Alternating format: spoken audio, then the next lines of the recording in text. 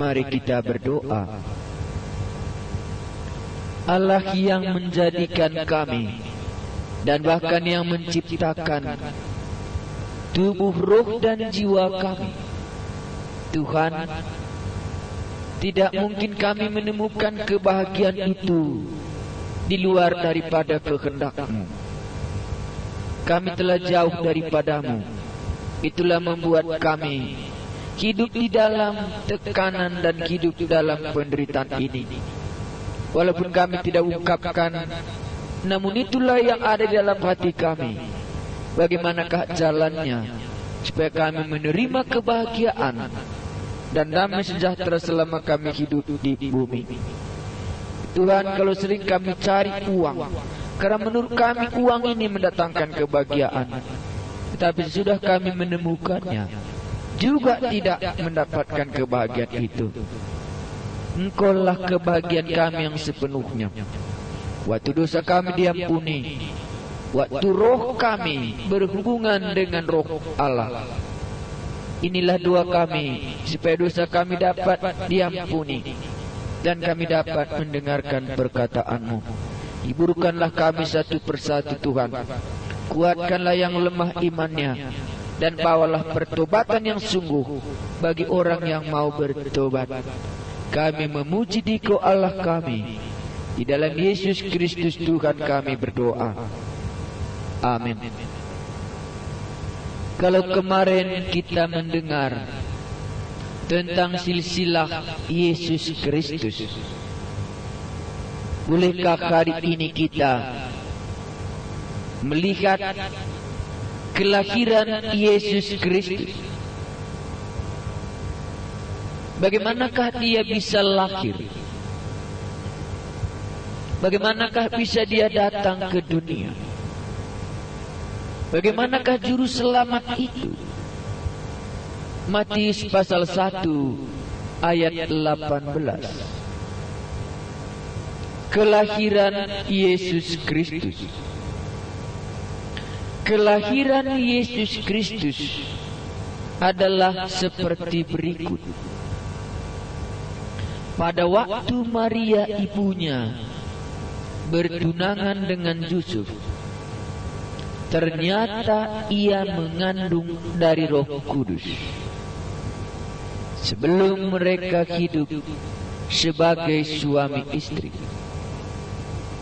karena Yusuf suaminya seorang yang tulus hati dan tidak mau mencemarkan nama istrinya di muka umum, ia bermaksud menceraikannya dengan diam-diam. Tetapi ketika ia mempertimbangkan maksud itu, malaikat Tuhan nampak kepadanya dalam mimpi dan berkata, "Yusuf anak Daud, janganlah engkau takut mengambil Maria sebagai istrimu, sebab anak yang di dalam kandungannya adalah dari Roh Kudus. Ia akan melahirkan anak laki-laki, dan engkau akan menamakan dia Yesus, karena dialah yang akan menyelamatkan umatnya dari dosa mereka." Hal itu terjadi supaya genaplah yang difirmankan Tuhan oleh Nabi, "Sesungguhnya anak darah itu akan mengandung dan melahirkan seorang anak laki-laki, dan mereka akan menamakan dia Immanuel," yang berarti Allah menyertai kita. Sesudah bangun dari tidurnya, Yusuf berbuat seperti yang diperintahkan malaikat Tuhan itu kepadanya. Ia mengambil Maria sebagai istrinya, tetapi tidak bersetubuh dengan dia sampai ia melahirkan anaknya laki-laki, dan Yusuf menamakan dia Yesus. Kalau kemarin kita melihat silsilah Yesus Kristus, bagaimana mulai dari keturunan Abraham disebutkan sampai Daud ada 14 keturunan. Dan dari Daud sampai ke pembuangan juga ada 14 keturunan.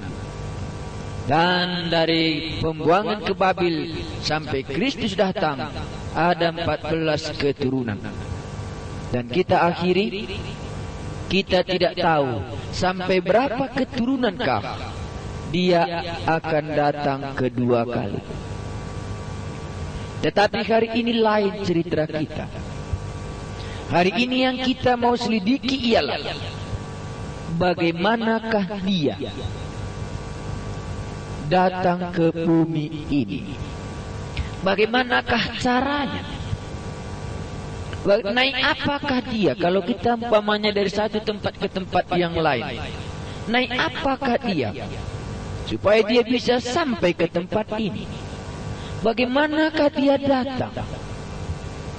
Yang pertama kita lihat caranya Yesus Kristus datang ke dunia menyebutkan nama manusia. Dia sebutkan nama Maria. Dia sebutkan nama Yusuf. Satu bagian caranya Mesias itu datang ke dunia, manusia dipakainya menjadi salurannya. Itu yang pertama. Manusia yang mana disebutkan Maria dan Yusuf, dia pakai saluran, alat membuat Yesus datang ke dunia ini melalui manusia. Yang kedua, ia mengandung dari Roh Kudus. Peranan Roh Kudus sungguh mutlak dalam Yesus datang ke dunia ini. Ada lagi yang lain? Iya, malaikat. Malaikat pun ikut ambil peranan yang mengkhotbahi Yusuf dan yang menjelaskan semuanya. Itu juga ambil bagian supaya Yesus bisa datang ke dunia ini, supaya manusia tidak salah mengerti. Mari kita lihat bagaimana urutannya. Ketika kelahiran Yesus Kristus adalah seperti berikut. Pada waktu Maria ibunya bertunangan dengan Yusuf, ternyata ia mengandung dari Roh Kudus. Sebelum mereka hidup sebagai suami istri, Roh Kuduslah yang mengambil peranan di dalam kelahiran Yesus ke dunia. Dan dikatakan di sini, ia mengandung dari Roh Kudus. Tidak disulap kedatangan Yesus. Dia nyata. Dia mengandung dari Roh Kudus. Kalau Injil Lukas menjelaskan itulah sebabnya, maka Yesus kudus, karena dia mengandung dari Roh Kudus. Dia bukan diciptakan oleh Roh Kudus, tapi Roh Kudus yang mengambil peranan penuh. Ia mengandung dari Roh Kudus. Yesus Kristus datang ke dunia melalui Maria. Ia mengandung dari Roh Kudus. Lebih dari itu enggak mampu saya menjelaskannya. Lebih dari itu saya enggak mampu menjelaskannya. Allah yang Maha Kuasa, Dialah yang menjelaskannya kepada kamu. Kalau Anda punya argumentasi, kalau Anda tidak dapat menerimanya, itu Allah sendirilah yang tahu. Karena tidak mungkin saya menjelaskan lebih daripada yang aku tahu, yang sejauh Tuhan izinkan. Karena dengan hormat dan takut, tidak mungkin saya menjelaskan Allah yang menciptakan aku. Tetapi sejauh yang Dia jelaskan, itulah yang mampu kita dengar. Maka dikatakan di sini, pada waktu Maria ibunya bertunangan dengan Yusuf, ternyata ia mengandung dari Roh Kudus. Jadi Yesus lahir ke dunia bukan karena hasil usaha manusia, tetapi ia datang oleh karena kuasa Roh Kudus. Kalau Anda tidak masuk akal, itulah yang dijelaskan oleh Alkitab. Karena saya yakin tubuh kita ini sendiri pun nggak bisa semuanya kita mengerti. Tubuh kita yang tiap hari kita peliharakan tidak dapat kita mengerti sepenuhnya. Saya mau berikan contohnya salah satu. Kalau waktu kita makan, air liur kita keluar, tetapi waktu kita tidur, air liur kita berhenti. Saya tidak tahu bagaimana caranya otomatis. Kalaulah seandainya waktu tidur pun sama dengan waktu makan itu air liur kita keluar terus, Anda langsung bisa bayangkan bagaimana nanti bantal saudara itu. Dan kalau saya bayangkan hal ini, saya tidak mengerti dan saya tidak mau menerimanya. Boleh Anda berkata demikian, tapi itulah kenyataannya. Dan ada lagi yang aku tidak mengerti dalam tubuhku ini. Umpamanya apa? Kalau rambut kita tiap hari tambah panjang, demikian juga kuku kita tambah hari tambah panjang. Apakah bedanya dengan gigi kita? Kalau gigi kita tidak tambah hari tambah panjang. Anda bisa bayangkan kalau gigi kita tambah hari tambah panjang, bisa semuanya kita sulit untuk sikat gigi. Tidak. Jadi dengan hati saya harus mengatakannya. Tubuhku ini sendiri pun aku tidak tahu semuanya, tapi aku menghiasi dan kuterima. Maka dengarlah hati waktu saya menjelaskan, Yesus lahir ke dunia, ia dikandung oleh Roh Kudus. Maka aku dapat menerimanya, bahwa Yesus itu datang ke dunia oleh karena Roh Kudus.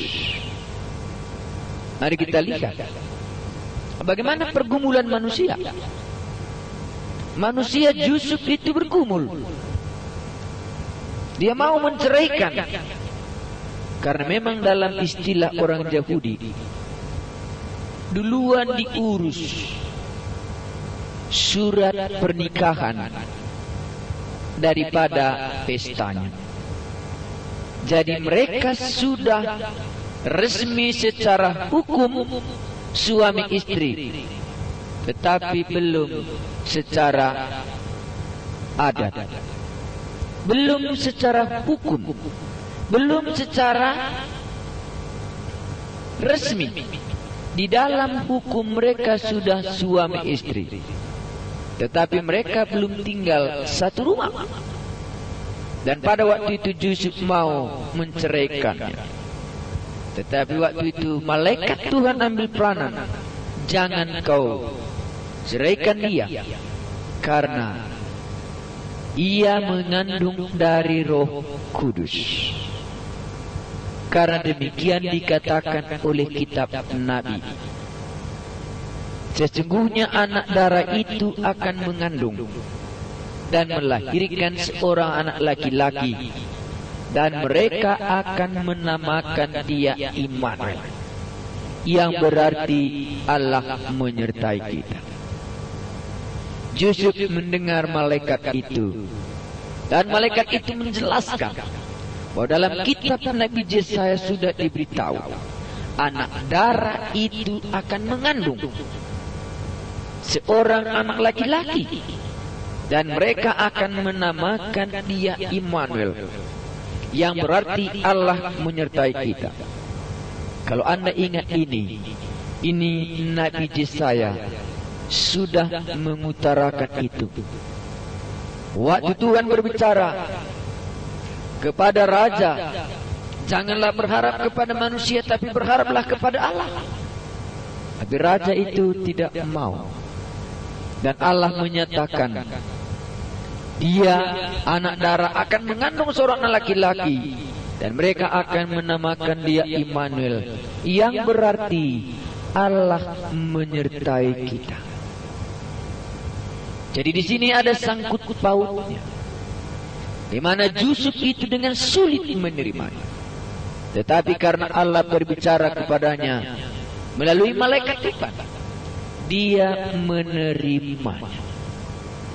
Bahwa anak laki-laki yang dikandung oleh Maria itu harus disebut juga Immanuel, yang artinya Allah menyertai kita. Saudara-saudara yang kekasih, zaman sekarang ini pun yang menjadi beban bagi kita semuanya, Allah tidak menyertai kita. Allah tidak menyertai kita karena kita hidup di dalam dosa. Jadi waktu dia datang dari surga, dia mau menyertai kita. Waktu Tuhan Yesus berbicara kepada murid-muridnya, pergilah dan beritakanlah Injil, dan ketahuilah bahwa aku menyertai engkau sampai selama-lamanya. Hidup di bumi ada penyertaan Allah, itulah yang mendatangkan kebahagiaan. Kalau selama ini, apalagi waktu kita dengar silsilah dari pembuangan sampai Kristus datang, tidak ada lagi penyertaan Allah di tengah-tengah umat Israel. Kenapa? Karena antara pembuangan sampai Kristus datang kurang lebih mungkin 400 tahun.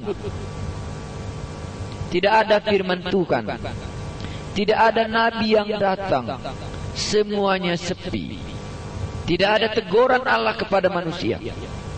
Maka waktu masa kelahiran Yesus Kristus, perkataan ini penting. Immanuel, Allah menyertai kita.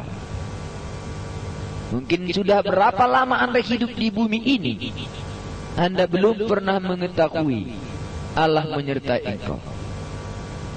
Itulah maka Yesus datang ke dunia, supaya kita bisa bersahabat dengan Allah, dan Allah itu menyertai kita. Bagaimana caranya? Itu ayat 21. Ia akan melahirkan anak laki-laki, dan engkau akan menamakan dia Yesus, karena dialah yang akan menyelamatkan umatnya dari dosa mereka. Bagaimanakah bisa kita disertai oleh Allah? Kita bisa disertai oleh Allah kalau dosa diampuni. Ia akan melahirkan anak laki-laki, dan engkau akan menamakan dia Yesus, karena dialah yang akan menyelamatkan umatnya dari dosa mereka. Disinilah langkah pertama. Dosamu itulah membuat Allah harus menjauh daripadamu. Kitab Nabi Yesaya menceritakan itu. Bukan tangan Allah yang kurang panjang untuk menyelamatkan, dan bukan juga pendengarannya kurang tajam untuk mendengarkan. Tetapi dosa-dosamu itulah yang menjadi pemisah antara engkau dan Allah.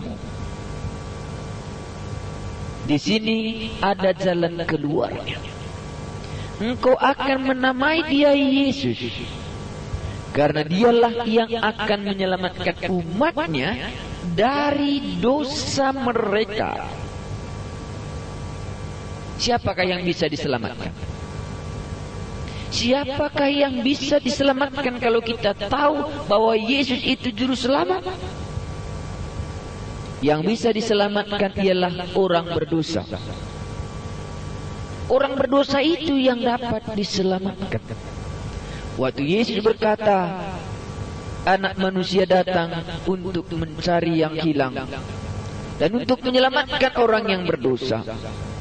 Orang sakitlah yang membutuhkan dokter. Karena pada waktu itu banyak orang yang beranggapan mereka tidak berdosa. Maka sampai hari ini pun kalau engkau orang yang tidak berdosa, engkau tidak dapat diselamatkan. Dan karena Yesus datang untuk menyelamatkan umatnya dari dosa mereka.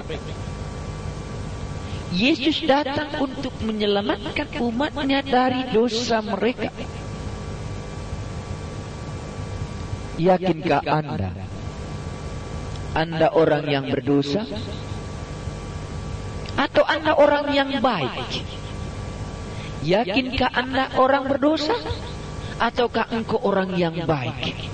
Tidak pernah marah, tidak pernah berkelahi, rajin beribadah. Engkau tidak dapat diselamatkan. Karena Yesus datang untuk menyelamatkan umatnya dari dosa mereka. Siapakah umatnya? Umatnya orang yang berdosa. Umatnya adalah orang Israel, orang yang sudah beragama itu. Orang berdosa umatnya ini yang perlu diselamatkan. Jelas? Jelaskah bagi kami Yesus datang untuk menyelamatkan umatnya dari dosa mereka? Jangan nanti salah Anda khutbah. Yesus datang untuk menyelamatkan umatnya dari dosa mereka. Kalau engkau orang berdosa, engkaulah umatnya. Kalau engkau orang berdosa, engkau dapat diselamatkan. Tapi kalau engkau bukan orang berdosa, engkau tidak perlu diselamatkan. Di dalam firman Tuhan, kelahiran Yesus ke dunia untuk menyelamatkan orang yang berdosa. Inilah kabar baik. Waktu kita sadar dosa kita, ada tawaran. Waktu sadar dosa kita, ada penyelamat untuk dosa itu. Itulah Yesus. Karena kalau kita sadar tenggelam di dalam air, kita sadar bahwa kita tidak bisa lagi bernapas. Kalau ada tawaran untuk menyelamatkan, barulah kita mengambil itu, memegangnya, dan waktu dia menarik kita keluar dari air itu, kita diselamatkan dari ancaman maut. Yesus itu menyelamatkan umatnya dari dosa mereka. Adakah dosamu? Adakah dosa saudara? Atau Anda orang yang beragama enggak punya dosa? Tetapi saya harus terus terang, Yesus datang untuk menyelamatkan umatnya dari dosa mereka. Sesudah dosa kita diampuni, sesudah kita diselamatkan dari dosa itu, karena dosa itu rupanya membelenggu. Dosa itu rupanya membuat kita jauh dari Allah. Dosa itu mendatangkan maut. Yesuslah yang dapat menyelamatkan kamu. Sesudah kita diselamatkan dari dosa, barulah Dia itu Immanuel, yang berarti Allah menyertai kita. Berarti yang datang ke bumi ini bukan saja menyelamatkan, bukan saja menyelamatkan dari dosa, tetapi yang datang ke bumi itu, itulah Yesus. Dia adalah Allah. Namanya Immanuel. Allah menyertai kita. Sesudah kita diselamatkan, kita disertai oleh Allah. Kalau Anda hidup di dalam dosa, Anda dibelenggu oleh dosa, hari ini kita telah mendengar bagaimana Yesus datang ke bumi dan bagaimana caranya dia datang dan tujuannya datang untuk menyelamatkan orang dari dosanya. Dan orang yang sudah diselamatkan itu, dia juga akan menyertainya sampai selama-lamanya. Anda dapat percaya, Anda dapat menerima dia dan mengakuinya, mengakukan dosa kepadanya, dan dia akan menyertai kamu. Bapa kami yang di surga, kami telah mendengar bagaimana kelahiran Yesus ke dunia ini dan bagaimana peranan Roh Kudus, dan untuk apa Yesus datang ke dunia ini. Hamba-Mu ini berdoa, kalau masih ada yang hidup di dalam dosanya dan tidak merasakan Engkau menyertai dia, supaya dia mengakuinya dan menerima Yesus itu sebagai juru selamatnya yang akan menyelamatkan umatnya dari dosa mereka. Terima kasih Tuhan, dengan anugerah-Mu ini, dengan kasih-Mu ini, kami sadar Engkaulah yang mencari kami ke bumi, supaya kami dapat diselamatkan dari dosa.